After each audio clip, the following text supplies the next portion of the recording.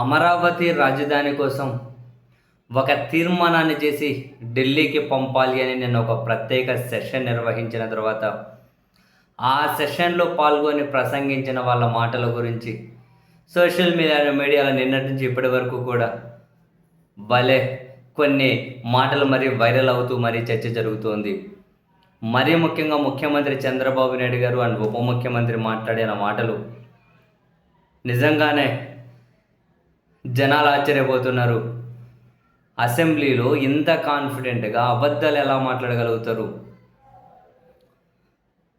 అసలు కొన్ని ఒక 9-10 సంవత్సరాల కిందటి నిజాలను కూడా ఇంత కాన్ఫిడెంట్గా ఏ విధంగా మాయ చేసి ఆ నిజాల అబద్ధాలు అసలు ఏమీ లేవని ఎలా చెప్పగలుగుతారు అని చెప్పి చాలామంది ఆశ్చర్యపోతూ ఉన్నారు. And most importantly Chandrababu Naidu గారు మాట్లాడుతూ ఆంధ్రప్రదేశ్ విభజన అప్పుడు జగన్మోహన్ రెడ్డి గారు ఎక్కడున్నారో కూడా తెలియదు, ఎక్కడే కూడా తన అభిప్రాయంగా చెప్పకుండా తప్పించుకున్నాడు, ఎక్కడే కనుక కెమెరా విజువల్లో కూడా కనిపించాడు. కానీ ఆ రోజు గట్టిగా నిలబడ్డ పార్టీ తెలుగుదేశం అని చెప్పి మాట్లాడితే నోరు ఎల్లబెట్టి జుట్టు పీక్కునే పని ఆ విన్న వాళ్ళదైంది. ఎందుకని ఆ రోజు పార్లమెంట్లో సమైక్యాంధ్ర కోసం ప్లకార్డు పట్టుకొని నిలబడ్డారు జగన్మోహన్ రెడ్డి గారు. ఆంధ్రప్రదేశ్ స్టేట్ని డివైడ్ చేయొద్దు అని జగన్మోహన్ రెడ్డి గారు నిలబడ్డారు. అది ఓపెన్ సీక్రెట్. అసలు అన్ని మీడియాలతో మాట్లాడుతూ కూడా రాష్ట్రాన్ని విభజన చేయొద్దు అని చెప్పారు. అందుకని జగన్మోహన్ రెడ్డి గారిని సమైక్యవాది సమైక్యవాది సమైక్యవాది అని చెబుతూ చివరికి తెలంగాణలో కూడా పెద్ద ఎత్తునప్పుడు తన మీద వ్యతిరేకత కనిపించింది.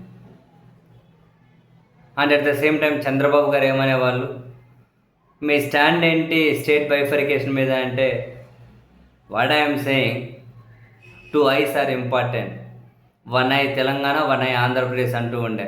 అక్కడి నుంచే కదా చంద్రబాబు గారిని 2 కళ్ళ సిద్ధాంతము అని చెప్పి అనడం మొదలెట్టింది.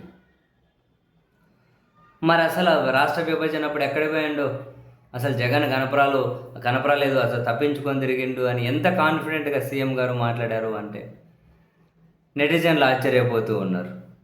అండ్ ఉప ముఖ్యమంత్రి రాష్ట్ర విభజన జరిగి రాజధాని లేని రాష్ట్రానికి ఏకైక రాజధాని అమరావతి ఉండాలి అని ఫస్ట్ నుంచి గట్టిగా నిలబడ్డ పార్టీ జనసేన అంటున్నారు. సీన్ కట్ చేస్తే పాత వీడియోలు మళ్ళీ రీకాల్ చేసుకుంటే అక్కడ భూ సమీకరణను వ్యతిరేకించుకుంటూ వెళ్ళి వాళ్ళ దగ్గర పెరుగన్నం తినొచ్చిండు.